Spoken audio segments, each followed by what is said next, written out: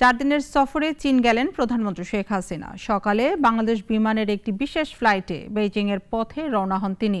সফরে দেশটির প্রেসিডেন্ট ও প্রধানমন্ত্রীর সঙ্গে বৈঠক করবেন বঙ্গবন্ধু কন্যা। সই হতে পারে বৃষ্টির মতো সমঝোতার স্মারক। আব্দুল্লাহ শাফি রিপোর্ট।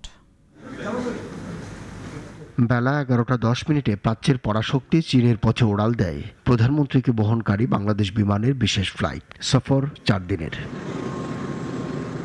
আগামীকাল ও পরশু রয়েছে সফরের মূল আনুষ্ঠানিকতা। কাল সকালে প্রধানমন্ত্রীর সঙ্গে সৌজন্য সাক্ষাৎ করবেন এশিয়ান ইনফ্রাস্ট্রাকচার ইনভেস্টমেন্ট ব্যাংকের প্রেসিডেন্ট জিন লিকুন। এরপর একটি বাণিজ্য, ব্যবসা ও বিনিয়োগ সম্মেলনে যোগ দেবেন শেখ হাসিনা।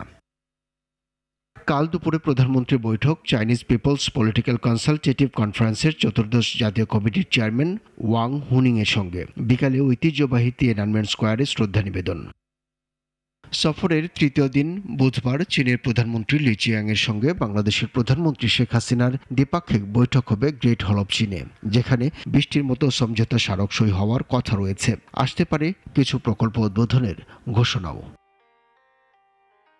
একই দিন বিকেলে গ্রেট হলে চীনের প্রেসিডেন্ট শি জিনপিং এর সঙ্গে প্রধানমন্ত্রী শেখ হাসিনার দ্বিপক্ষীয় বৈঠক। এরপর যৌথ বিবৃতি দেবেন দুই নেতা।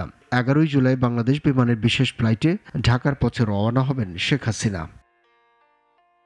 1952 সালে বঙ্গবন্ধু চীন সফর করেছিলেন। স্বাধীনতার প্রায় 4 বছর পর 1975 সালে বাংলাদেশকে স্বীকৃতি দেয় চীন। 2016 সালে শি জিনপিং এর ঢাকা সফরের সময় দুই দেশের মধ্যে সম্পর্ক কৌশলগত সহযোগিতার অংশীদারিত্বে উন্নীত হয়। এ বার্তা আরও এক ধাপ এগোবে অভিমত বিশ্লেষকদের। আব্দুল্লাহ শাফি, নাগরিক, Dhaka. Walton air conditioner exchange অফারে স্প্লিট এসিতে 23,000 টাকা পর্যন্ত নিশ্চিত ছাড়।